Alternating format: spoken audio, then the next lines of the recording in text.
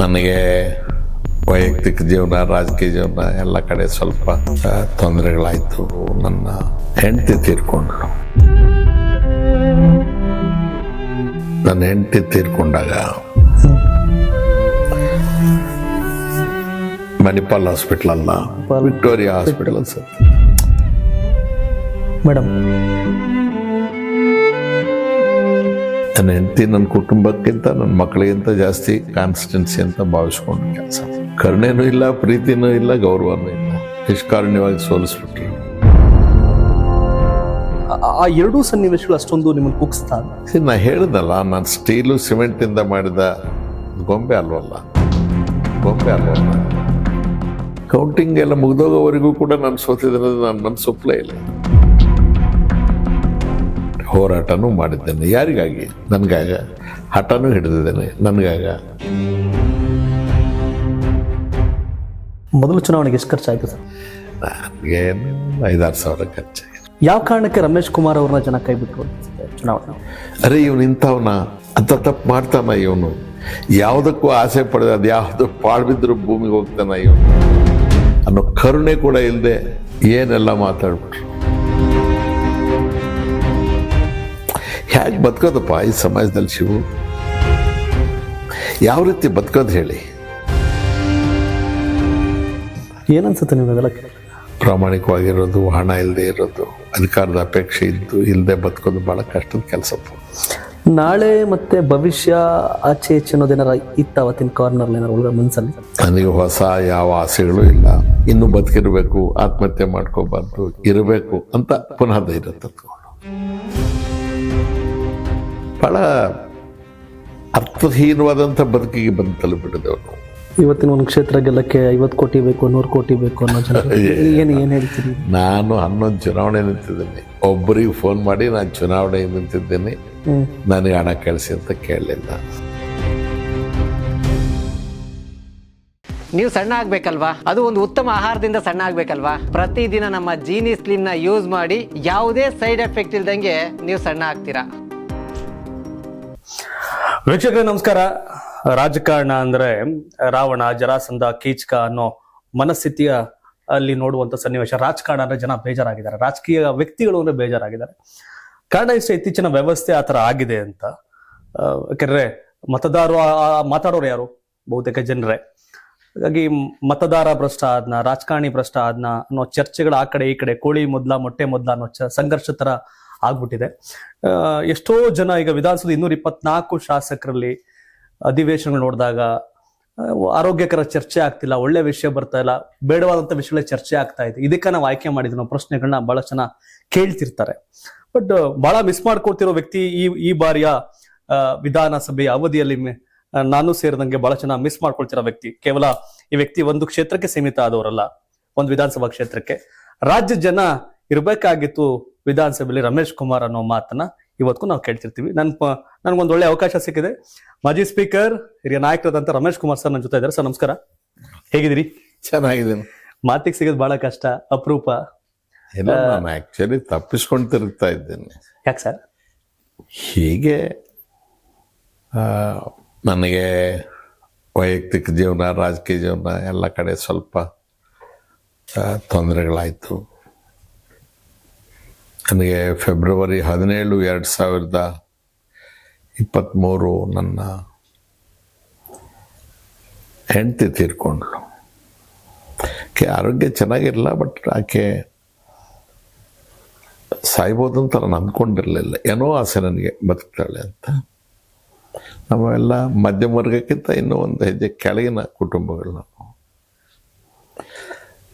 ಕ್ಷೇತ್ರದಲ್ಲಿ ಜನರಿಗೆ ನಾನು ಏನೂ ತಪ್ಪು ಮಾಡಿರಲಿಲ್ಲ. ನನ್ನ ಹೆಂಡತಿ ನನ್ನ ಕುಟುಂಬಕ್ಕಿಂತ ನನ್ನ ಮಕ್ಕಳಿಗಿಂತ ಜಾಸ್ತಿ ಕಾನ್ಸ್ಟೆನ್ಸಿ ಅಂತ ಭಾವಿಸ್ಕೊಂಡು ಕೆಲಸ ಮಾಡಿದೆ. ಅವರು ವಿನಾಕಾರಣ ನಾನಿರೋ ಮನಸ್ಥಿತಿಯನ್ನು ಅರ್ಥ ಮಾಡ್ಕೊಳ್ದೆ, ನಾನು ಮಾಡಿದ ಕೆಲಸವನ್ನು ನೋಡಿದೆ. ಕರುಣೆನೂ ಇಲ್ಲ, ಪ್ರೀತಿನೂ ಇಲ್ಲ, ಗೌರವನೂ ಇಲ್ಲ. ನಿಷ್ಕಾರುಣ್ಯವಾಗಿ ಸೋಲಿಸ್ಬಿಟ್ರು.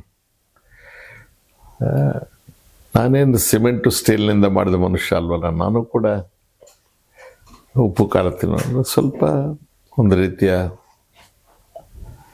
ಬೇಸರ, ನೋವು, ದುಃಖ, ಅಜ್ಞಾತಕ್ಕೆ ಹೋಗ್ಬಿಟ್ಟೆ. ಆಮೇಲೆ ಓಡ್ಬಿಡೋದು, ಯಾರನ್ನ ಕಾಡ್ಸೋದು, ಯಾರಿಗೂ ಮುಖ ತೋರಿಸ್ಬಾರ್ದು, ಮಾತಾಡ್ಬಾರ್ದು. ಯಾಕಪ್ಪ ನಾವು ಏನೋ ಅಪರಾಧ ಮಾಡಿರ್ಬೇಕಲ್ಲ, ಇದ್ರೆ ಯಾಕೆ ಸೋಲಿಸ್ತಾರೆ ನಮ್ಮನ್ನು? ಏನೋ ತಪ್ಪು ಮಾಡಿದ್ದೇವೆ, ಯಾಕೆ ಈ ಸಮಾಜಕ್ಕೆ ನಾವು ಮುಖ ತೋರಿಸ್ಬೇಕು ಅನ್ನೋ ಥರದ ಒಂದು ಥರದ ಫೀಲಿಂಗ್ ಬಂದ್ಬಿಡ್ತು. ಸ್ವಲ್ಪ 3 ವರ್ಷ ಆಗಿದೆ ಈಗ. ಅಕಸ್ಮಾತ್ ಇವತ್ತು ನಿಮ್ಮ ಕೈಗೆ ಸಿಕ್ಕಿಬಿಟ್ಟೆ, ನಾನು ಅಂಜ್ತೇನೆ. ನಾವೊಂದು ಮಾತಾಡಿದ್ರೆ ಇನ್ನೊಂದು ಬರೀತಾರೆ, ನಾವೊಂದು ಹೇಳಿದ್ರೆ ಅದನ್ನು ಇನ್ನೊಂಥರ ವಿಕೃತಗೊಳಿಸ್ತಾರೆ. ಅಟ್ಲೀಸ್ಟ್ ಈಗ ನೆಮ್ಮದಿಯಾಗಾದರೂ ಇದ್ದೇವೆ, ಎಲ್ಲ ಮರ್ತುಬಿಟ್ರು. ನೆಮ್ಮದಿನೂ ಹಾಳು ಮಾಡ್ಕೊಂಡ್ಬಿಟ್ರೆ, ಸೊ ಅದಕ್ಕಾಗಿ ಎಲ್ಲೂ ಹೆಚ್ಚು ಕಾಣಿಸ್ಕೊಡೋದು. ರಮೇಶ್ ಕುಮಾರ್ ಅವರಂದ್ರೆ ಧೈರ್ಯ, ರಮೇಶ್ ಕುಮಾರ್ ಅಂದ್ರೆ ವಿಚಾರ, ರಮೇಶ್ ಕುಮಾರ್ ಅಂದ್ರೆ ಚಿಂತನೆಗಳು, ರಮೇಶ್ ಕುಮಾರ್ ಅಂದ್ರೆ ಹಠವಾದಿ, ರಮೇಶ್ ಕುಮಾರ್ ಅಂದ್ರೆ ಹೋರಾಟಗಳು. ಇವೆಲ್ಲವೂ ನಿಜಾನೇ. ನಿಮ್ ಶ್ರೀಮತಿಯವರ ನಿಧನ ನಂತರ ಸೋಲಿನ ನಂತರ ಆ ಎರಡೂ ಸನ್ನಿವೇಶಗಳು ಅಷ್ಟೊಂದು ನಿಮ್ಮನ್ನು ಕುಗ್ಸ್ತಾ ಅಂತ?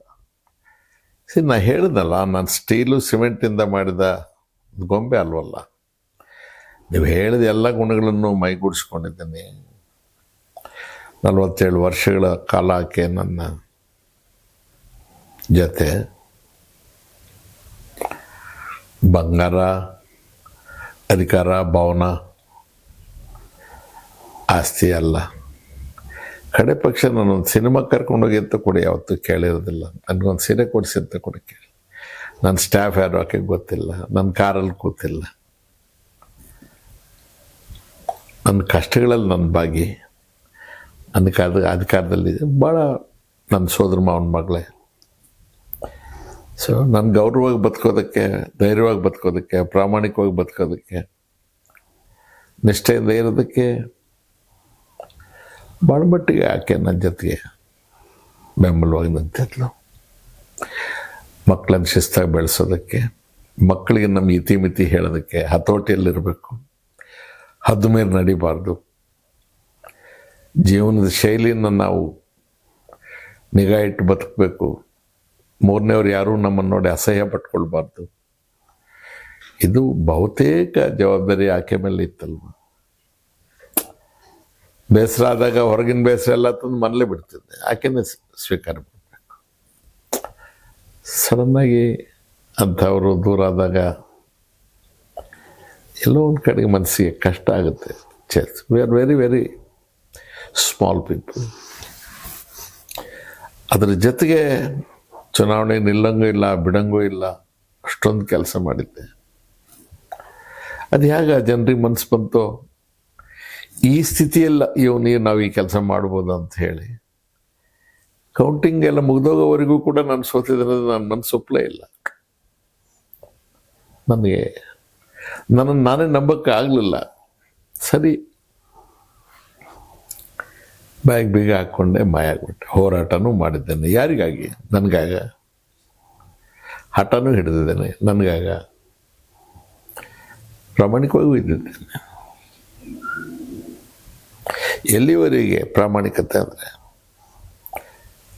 ನಾವೊಂದು ಬಾಡಿಗೆ ಮನೇಲಿರ್ತೀವಿ. ಬಾಡಿಗೆ ಮನೇಲಿದ್ದಾಗ ಮಂತ್ರಿ ಆಗಬೇಕು ಅಂತಾರೆ ಸಿದ್ದರಾಮಯ್ಯ. ಆಯ್ತಪ್ಪ, ಬರ್ತೀನಿ, ಆಗ್ತೀನಿ. ನನ್ನ ಹೆಂಡತಿ ನನ್ನಲ್ಲಿ ಇಟ್ಟಿದ್ದು ಒಂದೇ ಬೇಡಿಕೆ, ಆ ಸರ್ಕಾರಿ ಬಂಗ್ಲೆಗೆ ಮಾತ್ರ ನಾವು ಹೋಗೋದು ಬೇಡಪ್ಪ, ನಾವು ಅದನ್ನು ನಿಭಾಯಿಸೋಕ್ಕಾಗಲ್ಲ, ಜನ ಬೇರೆ ಥರ ತಿಳ್ಕೊಂಡ್ಬಿಡ್ತಾರೆ, ಅಲ್ಲೆಲ್ಲ ಇರುತ್ತೆ ಅಂತ. ನಮಗೆ 94ರಿಂದ 99 ಸ್ಪೀಕರ್ ಆಗಿದ್ದಾಗ ಗೊತ್ತಿಲ್ಲದ ಮನೆ ತಗೊಂಬಿಟ್ಟು ಭಾಳ ಒದ್ದಾಡಿದ್ದೀವಿ. ನಾವು ಇಲ್ಲೇ ಈ ಪುಟ್ಟ ಮನೇಲೇ ಇದ್ದು ಬಿಡೋಣ. ಆಮೇಲೆ ಬೋರ್ಡ್ ಹಾಕ್ಸ್ಬೇಡಿ ಮನೆ ಮುಂದ್ಗಡೆ, ಯಾರಿಗೂ ಗೊತ್ತಾಗೋದು ಬೇಡ.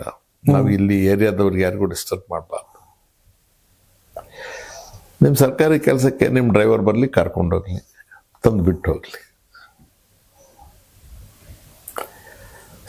ಈ ಥರ ಬದುಕಿದ್ದೇವೆ ನಾವು.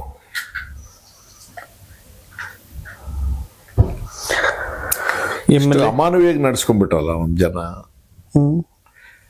ನನಗೆ ಇನ್ನೂ ಈ ಕ್ಷಣಕ್ಕೂ ಕೂಡ ನಾನು ಅರ್ಗಿಸ್ಕೊಳಕ್ ಸಾಧ್ಯ ಆಗ್ತಿಲ್ಲ.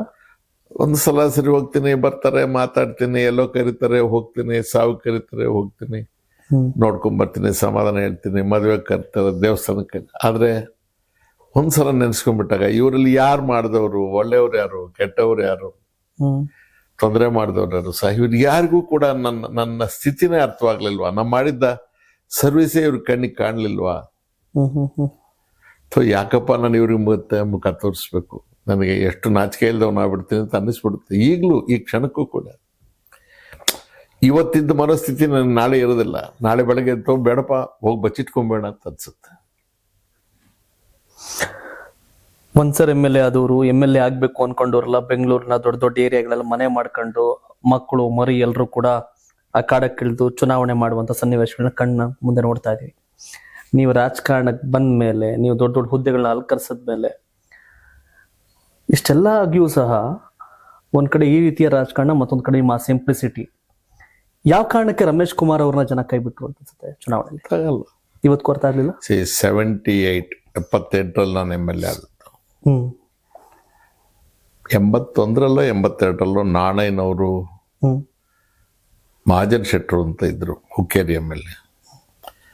ಇವರೆಲ್ಲ ಸುಮಾರು ಜನ ಸೇರಿ ಶಾಸಕರ ಗೃಹ ನಿರ್ಮಾಣ ಸಂಘ, ಸಹಕಾರಿ ಸಂಘ ಅಂತ ಇನ್ನೊಂದು ಮಾಡಿದ್ರು. ನಾನು ಮೆಂಬರ್ಶಿಪ್. ನಾಣಯ್ಯನವರು ನಾವು ಭಾಳ ಆತ್ಮೀಯರು, ನಮ್ಮ ಮೊಯ್ದೀನ್ ಸಾಹೇಬ್ರು. ನನಗೆ ಮತ್ತೆ 85 ಗೆದ್ದೆ, 94 ಗೆದ್ದೆ, ಎಲ್ಲ ಆಯ್ತು. 83 ಗೆದ್ದವರು, 85 ಗೆದ್ದವ್ರಿಗೆ ಸದಾಶಿವ ನಗರದಲ್ಲಿ, ಕೋರ್ಮಂಗಲದಲ್ಲಿ, ಪ್ಯಾಲೇಸ್ ಆರ್ಚರ್ಡ್ನಲ್ಲಿ, ಡಾಲರ್ಸ್ ರೋಡ್ ಎಲ್ಲ ಕಡೆ ಸೈಟ್ಗಳು ಹೋಗೋದು. ನಾನು ಯಾರನ್ನೂ ಯಾವತ್ತೂ ಕೇಳಕ್ಕೆ ಹೋಗಲಿಲ್ಲ. 96ನೇ ಇಸ್ವಿಯಲ್ಲಿ ನಾನು ಸ್ಪೀಕರ್ ಆಗಿದ್ದಾಗ ನಾಣಯ್ಯನವರು ಹಠ ಮಾಡಿ, ನಾನು ತಗೊಂಡಿಲ್ಲ, ನಾವು ಹಿಂಗೆ ಇದ್ದೋದ್ವಲ್ಲ, 78 ನಾವು ಗೆದ್ದವರು, ಆಮೇಲೆ ಬಂದವರೆಲ್ಲ ತಗೊಂಡ್ಬಿಟ್ಟಿದ್ದಾರೆ ಅಂಥೇಳಿ ಅಲ್ಲೆಲ್ಲೋ ಬನಶಂಕರಿ 6ನೇ ಫೇಸು 5 ಅಲ್ಲಿ ಸೈಟ್ ಅಂದರು. ಮುಖ್ಯಮಂತ್ರಿ ಚಂದ್ರು, ನನಗೆ ಮತ್ತೆ ನಾಣಯ್ಯನವ್ರಿಗೆ ಎಲ್ಲ. ಕವಿಗಳಿಗೆ ಸಿದ್ಧಲಿಂಗಯ್ಯನವ್ರಿಗೂ ಒಂದು ಸೈಟ್ ಕೊಟ್ಟಿದ್ರು. ಸಿದ್ಧಲಿಂಗಯ್ಯನವ್ರು ತಮಾಷೆಗೆ ಹೇಳೋರು, ಅವ್ರ ಸೈಟ್ ಅವ್ರು ಹುಡ್ಕೊತ ಹೋದಾಗ ಅದು ಬಾವಿನಂತೆ. ಏನು ಕವಿಗಳೇ ಅಂತಂದ್ರೆ, ಬಾವಿ ಒಳಗೆ ಇಳಿದು ನನ್ನ ಸೈಟ್ ನೋಡ್ತಾ ಇದ್ದೀನಿ ಸರ್ ಅಂತ ಹೇಳಿದ್ರು. ಈ ಚಂದ್ರು ಬಹಳ ಚೆನ್ನಾಗಿ ಹೇಳೋರು. ಅವ್ರಿಗೆ ಕೊಟ್ಟಿದ್ದ ಸೈಟ್ ಹುಡ್ಕೊಂಡಾದ್ರೆ ಅದು ಕಬ್ಬಿನ ಗದ್ದೆ, ಅದೆಲ್ಲ ಇನ್ನು ಬೂಸೋದ್ರಿಂದ ಯಾರೋ ಒಬ್ಬ ಅಜ್ಜ ಮಚ್ಚು ಕಂಕಳಲ್ಲಿ ಇಟ್ಕೊಂಡು, ಸೈಟಿಗೆ ಬಂದು ಬಾ ಅಂತ, ನೀನ್ ಸೈಟು ಬೇಡ, ನೀನು ಅದೇನೇ ಬೇಡಪ್ಪ ಅಂತ. ಅವೆರಡೂ ಹೇಳಿದ್ಮೇಲೆ ನಾನು ಆ ಕಡೆಗೆ ಬರೋದಿಲ್ಲಪ್ಪ ಅಂತಂದೆ. ಆಮೇಲೆ ಅಲ್ಲಿ ಬಿಟ್ರು, ನಮಗೆ ಸೈಟು ಇಲ್ಲ, ಗೀಟು ಇಲ್ಲ. ಸ್ಪೀಕರ್ ಆಗಿದ್ದೆ. KP ಪಾಂಡೆ ಅಂತ ರಿಟೈರ್ಡ್ IAS ಆಫೀಸರ್, ಬಹಳ ದೊಡ್ಡ ಮನುಷ್ಯರು. ಅವರು BDA ಚೇರ್ಮನ್ರಾಗಿರ್ತಾರೆ. ಜ್ಯೋತಿ ವೆಂಕಟಾಚಲಂ ಅಂತ BDA ಕಮಿಷನರ್.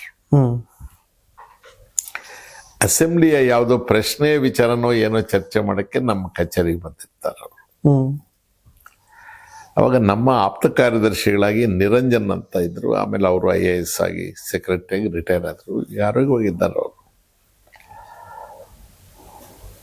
ಅವರು ಜ್ಯೋತಿ ವೆಂಕಟಾಚಲಂ ಅವ್ರ ಹತ್ರ ಕಿವಿಯಲ್ಲಿ ಹೇಳಿದ್ದಾರೆ, ಸಾಹೇಬ್ರು ಕೇಳೋದಿಲ್ಲ, ಬಹಳ ಸೆನ್ಸಿಟಿವ್, ಸಾಹೇಬ್ರಿಗೆ ಸೈಟ್ ಇಲ್ಲ ಅಂತ.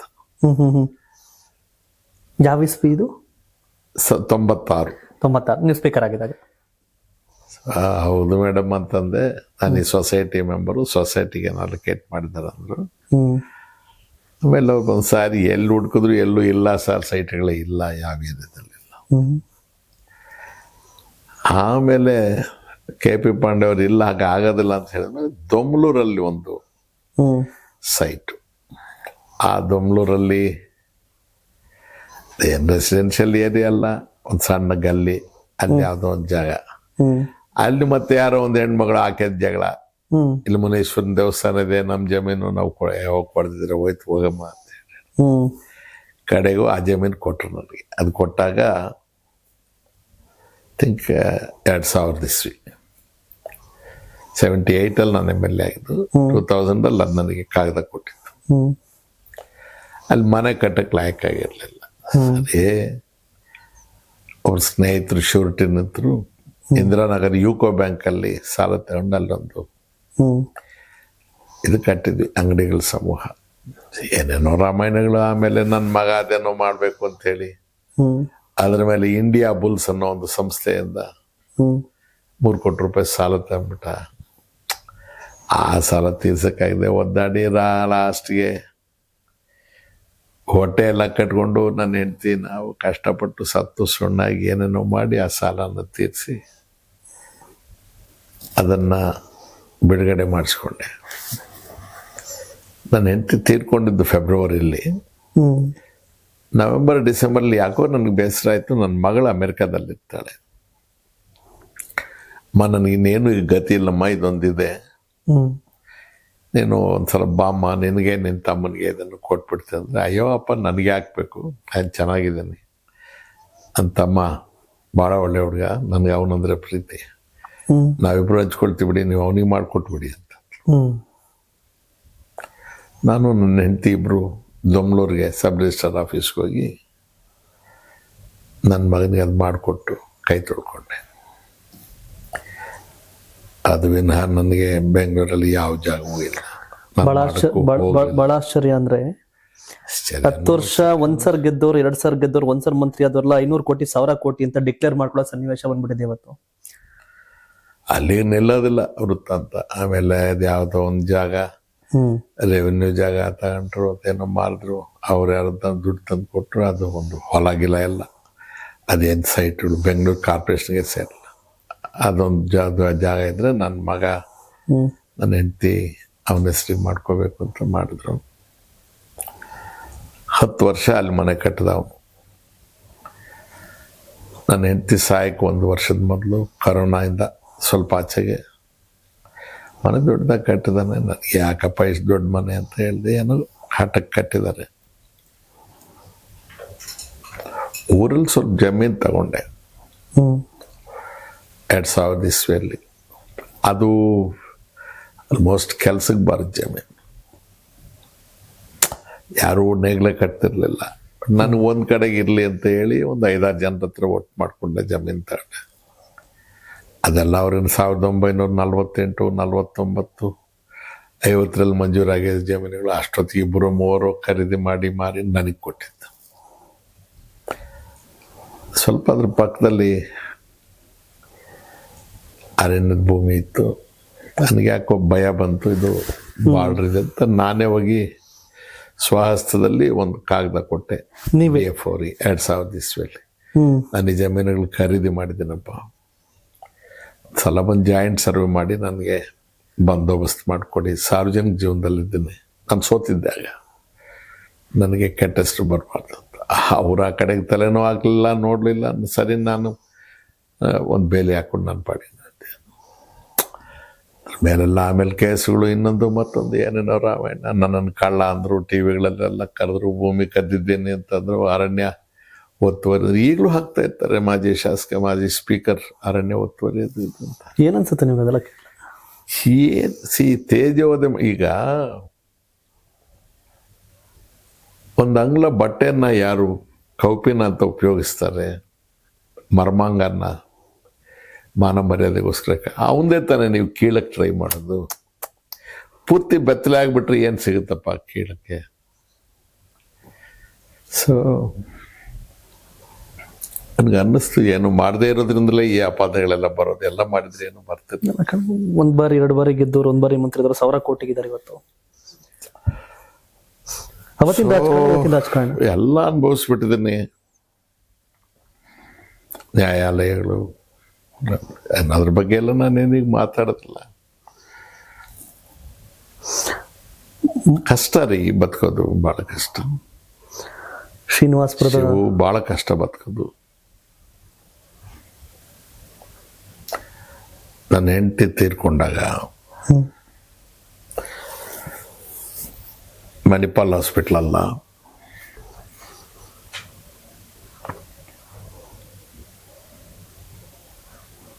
ಅಥವಾ ಇನ್ಯಾವುದೋ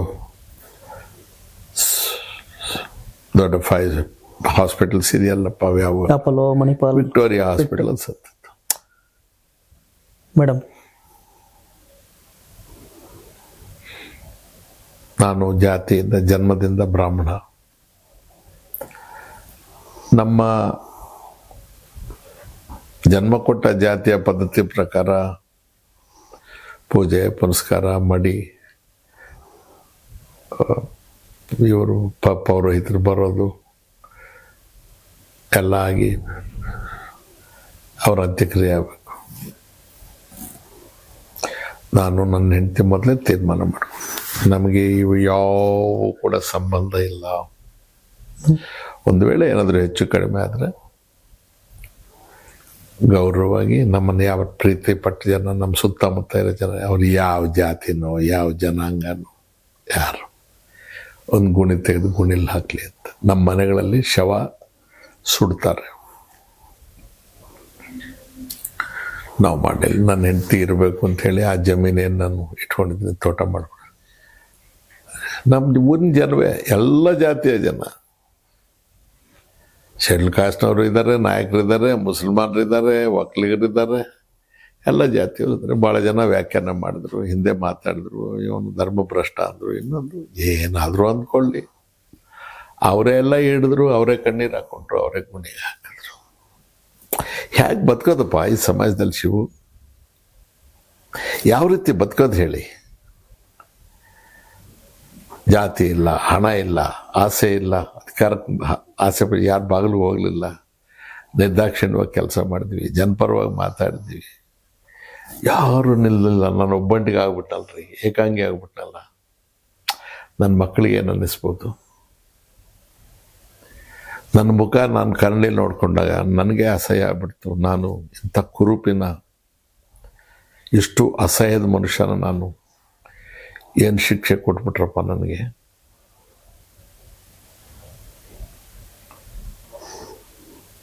ಬರೆಯೋರಿಗೆ, ಮಾತಾಡೋರಿಗೆ, ಹೇಳೋರಿಗೆ, ಅರೆ ಇವನು ಇಂಥವನ, ಅಂತ ತಪ್ಪು ಮಾಡ್ತಾನ ಇವನು, ಯಾವುದಕ್ಕೂ ಆಸೆ ಪಡೆದ ಅದು ಯಾವುದು ಪಾಳ್ಬಿದ್ರು ಭೂಮಿಗೆ ಹೋಗ್ತಾನ ಇವನು ಅನ್ನೋ ಕರುಣೆ ಕೂಡ ಇಲ್ಲದೆ ಏನೆಲ್ಲ ಮಾತಾಡ್ಬಿಟ್ರು. ಓ ರಾಮ. ಸಾರ್ವಜನಿಕ ಜೀವನದಲ್ಲಿ ಪ್ರಾಮಾಣಿಕವಾಗಿರೋದು, ಹಣ ಇಲ್ಲದೆ ಇರೋದು, ಅಧಿಕಾರದ ಅಪೇಕ್ಷೆ ಇದ್ದು ಇಲ್ಲದೆ ಬದುಕೋದು ಭಾಳ ಕಷ್ಟದ ಕೆಲಸಪ್ಪ. ನಾನು ಹಳಬರ ಹಿಸ್ಟ್ರಿ ಎಲ್ಲ ಓದ್ತೀನಿ. ಕಾಮರಾಜ್ ಅವ್ರ ವಿಚಾರ, ನಿಜಲಿಂಗಪ್ಪನವ್ರ ವಿಚಾರ, ದೇವರಾಜ ಅರಸ್ ಅವ್ರ ವಿಚಾರ, ಗೋಪಾಲ್ ಗೌಡ್ರ ವಿಚಾರ, ಕಮ್ಯುನಿಸ್ಟ್ ಪಾರ್ಟಿಯ ಲೀಡರ್ಗಳು ಸುಂದರಯ್ಯನವ್ರ ವಿಚಾರ, ನಮ್ಮ ನಾಯಕರಾಗಿದ್ದು ಮೊನ್ನೆ ತೀರ್ಕೊಂಡವ್ರು ಜೈಪಾಲ್ ರೆಡ್ಡಿ ಅವ್ರ ವಿಚಾರ, ಮಧು ದಂಡಾವತಿ ಅವ್ರ ವಿಚಾರ, ಜಾರ್ಜ್ ಫರ್ನಾಂಡಿಸ್ ಅವ್ರ ವಿಚಾರ. ಏನಪ್ಪ ಅವ್ರನ್ನೆಲ್ಲ ನೋಡಿ ನೆನಪು ಮಾಡಿಕೊಂಡು ಅವರು ಹೇಗೆ ಬದುಕಿದ್ರು ನೆನಪು ಮಾಡ್ಕೊ, ಅಯ್ಯೋ ನಾನು ಯಾವ ಮಹಾ ಅಂಥವ್ರಿಗೆಲ್ಲ ಹಾಗಾಗಿದೆಯಲ್ಲ ಅಂತ ಹೇಳಿ ಇನ್ನೂ ಬದುಕಿರಬೇಕು, ಆತ್ಮಹತ್ಯೆ ಮಾಡ್ಕೋಬಾರ್ದು, ಇರಬೇಕು ಅಂತ ಪುನಃ ಧೈರ್ಯ ತಂದುಕೊಳ್ಳೋದು. ಸರಿಸುಮಾರು 48 ವರ್ಷ 49 ವರ್ಷ ರಾಜಕಾರಣದ ಜೀವನ ನೀವು ಆಯ್ಕೆ 50 years. 50 ಇಯರ್ಸ್, ಅರ್ಧ ದಶಕ. ಸಾರಿ, ನಾನು 1970 ಬೆಂಗಳೂರು ಕಾರ್ಪೊರೇಷನ್ ಎಲೆಕ್ಷನ್ಗೆ ಸೆಕೆಂಡ್ ಇಯರ್ BSc ಓದ್ತಾ ಇದ್ದಾಗ ಕಾಂಗ್ರೆಸ್ ಪಾರ್ಟಿಯ official candidate Malleshwaram corporation constituency division number 4 1970. Arasuru ಅವಾಗ ಅಲ್ಲೇ ಮನೆ ವಾಸ ಮಾಡ್ತಿದ್ರು. ಅವಾಗೇನೋ ಕಾರಣಗಳು ಅಲ್ಲಿ ಯಾರು ಕ್ಯಾಂಡಿಡೇಟ್ ಇರಲಿಲ್ಲ ಅಂತ ನಾನು ಆಗಬೇಕು ಅಂತ ಹೇಳಿದ್ರು. ಈಗ ಎಲ್ಲಿದ್ದೀವಿ ನಾವು? 70ಇಂದ ಆಲ್ಮೋಸ್ಟ್ 56 years ಆಗೋಯ್ತು. ಇದೆಲ್ಲ ನೋಡಿದ್ದೀನಿ, 7 ಬೀಳುಗಳು ನೋಡಿದ್ದೇನೆ. ನಾಳೆ ಮತ್ತೆ ಭವಿಷ್ಯ ಆಚೆ ಈಚೆ ಅನ್ನೋದೇನಾರ ಇತ್ತ ಅವತ್ತಿನ ಕಾರ್ನರ್ ಏನಾರು ಒಳಗಡೆ ಮನಸ್ಸಲ್ಲಿ? ನನಗೆ ಹೊಸ ಯಾವ ಆಸೆಗಳು ಇಲ್ಲ, ಬಯಕೆಗಳು ಇಲ್ಲ, ಕನಸುಗಳು ಇಲ್ಲ. ಬಟ್ ಕೆಲವು ನಮ್ಮ ಕಣ್ಣೆದುರಿಗೆ ಹಿಂಗೆ ಕುಸಿದೋಯ್ತಲ್ಲ. ನಾನು ಓದಿದ ಶಾಲೆ, ಅದೆಷ್ಟು ಜನರಿಗೆ ನನ್ನಂಥವ್ರಿಗೆ ಆಸೆಗಳು. ನನ್ನ ಶಾಲೆ ಮುಚ್ಚೋಯ್ತಲ್ಲ, ಎಲ್ಲ ಕಾನ್ವೆಂಟೇ ಆಗೋಯ್ತಲ್ಲ, ಎಲ್ಲ ಬಸ್ಸಲ್ಲೇ ಹೋಗ್ಬೇಕಲ್ಲ, ಎಲ್ಲ ಟೈ ಕಟ್ಕೋಬೇಕಲ್ಲ. ಏನಿದು ಹಿಂಗಾಗೋಯ್ತು? ನಮ್ಮೂರಿಗೆ ಡಾಕ್ಟ್ರ್ ಬರ್ತಾರಂದ್ರೆ ನಮ್ಮೂರಿನ ನೌಕರರು ಹೋಗಿ ಬಸ್ ಹತ್ರ ಕಾದಿದ್ದು ಡಾಕ್ಟ್ರ್ ಬ್ಯಾಗ್ ಇಟ್ಕೊಂಡ್ಬಂದು ನಮ್ಮ ಡಾಕ್ಟ್ರು ಅಂದರೆ ಊರು ಜನವೆಲ್ಲ ದೇವ್ರು ನೋಡ್ದಂಗೆ ನೋಡೋರು ನಮ್ಮನೆಗೆ ಊಟಕ್ಕೆ ಬನ್ನಿ ಡಾಕ್ಟ್ರೆ ನಾವು. ಆ ಡಾಕ್ಟ್ರುಗಳು ಹೊರಟೋದ್ರು, ಹಾಸ್ಪಿಟ್ಲ್ ಹೊರಟೋಯ್ತು,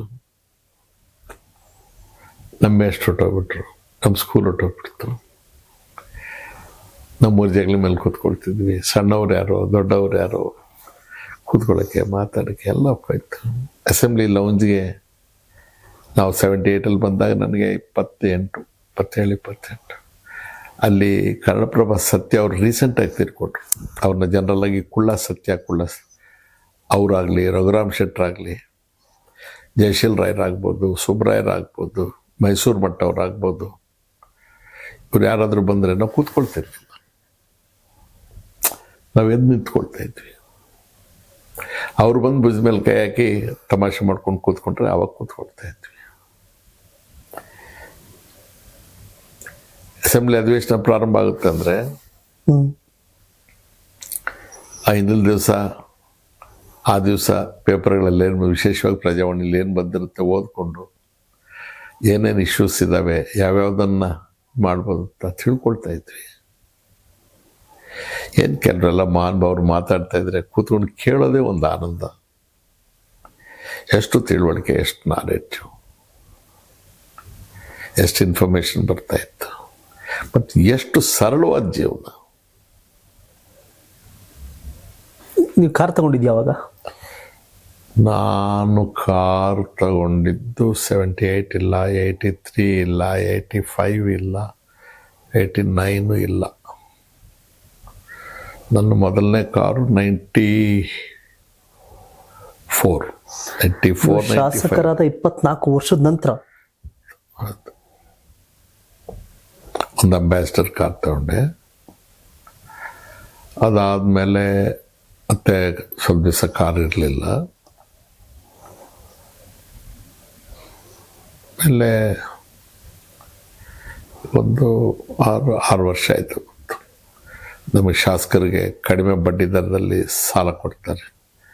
ಒಂದು ಇನ್ನೋವಾ ಕಾರ್ ತಗೊಂಡಿದ್ದೆ, ಅದನ್ನು ಯೂಸ್ ಮಾಡ್ತಾಯಿದ್ದೆ.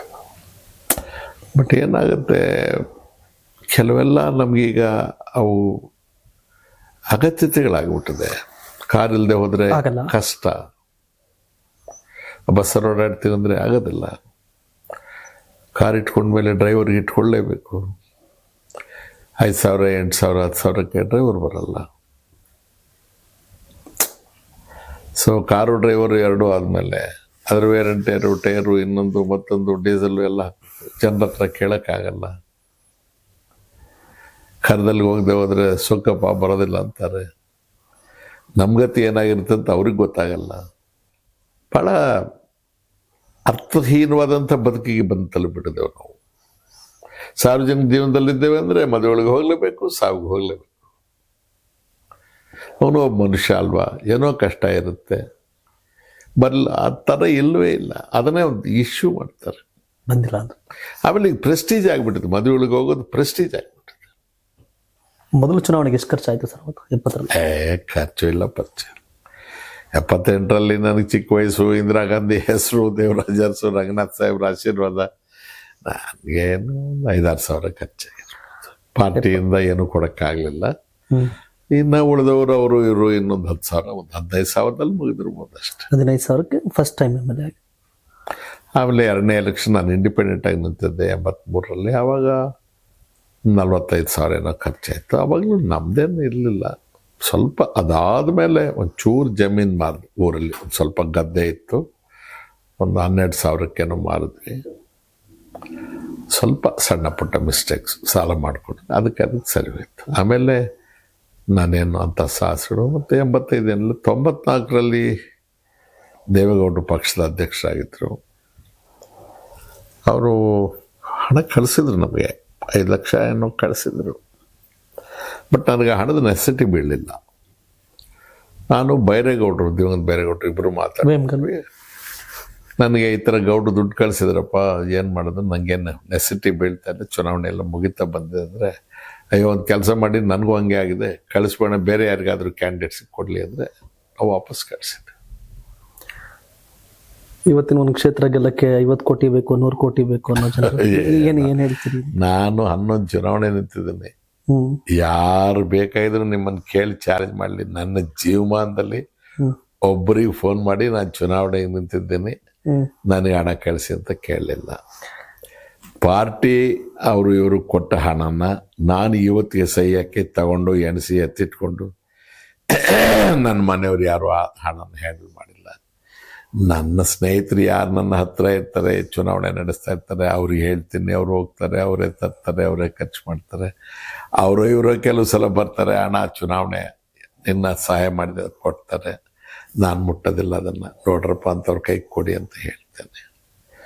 ಈ ವಿಷಯದಲ್ಲಿ ನನಗೆ ನನ್ನ ಕುಟುಂಬದವ್ರಿಗೆ ನಾನು ಎಷ್ಟು ಧನ್ಯವಾದ ಹೇಳಿದ್ರು, ಕೃತಜ್ಞತೆ ಹೇಳಿದ್ರು. ಇಡೀ ಕುಟುಂಬದಲ್ಲಿ ಅಣ್ಣ ಪ್ರಾಣ ಬಿಟ್ಕೊಂಡು ನನ್ನ ಜೊತೆಯಲ್ಲಿ 24 ಗಂಟೆ ನಾನು ರಾಜಕೀಯ ಕಾಲಿಟ್ಟು ದಿವಸ ಇವತ್ತಿನವರೆಗೂ ಇದ್ದಾರೆ. 83 ವರ್ಷ ವಯಸ್ಸು. ಕೃಷ್ಣಮೂರ್ತಿ ಅಂತ. ಏನಯ್ಯ ಹೀಗೆ ಮಾಡ್ತೀಯ, ನಮ್ಮ ಹತ್ರ ಕೊಡೋದಲ್ವ? ಯಾರ್ಯಾರ ತಂದ್ರು ಅವರು ಕೇಳಲಿಲ್ಲ, ನನ್ನ ಮಗ ಕೇಳಲಿಲ್ಲ, ನನ್ನ ಹೆಂಡತಿ ಕೇಳಲಿಲ್ಲ, ನಮ್ಮ ಅಣ್ಣನ ಮಕ್ಕಳಿಗೆ ಯಾರು ಕೇಳೋದಿಲ್ಲ. ನಮಗೆ ಅದು ಅಭ್ಯಾಸವೇ ಇಲ್ಲ, ಗೊತ್ತೇ ಇಲ್ಲ ನಮಗೆ. 78ರಲ್ಲಿ ಶಾಸಕ ಖರ್ಚಾಗಿದೆ ಅಂತಲೂ ಗೊತ್ತಿಲ್ಲ ನಮಗೆ.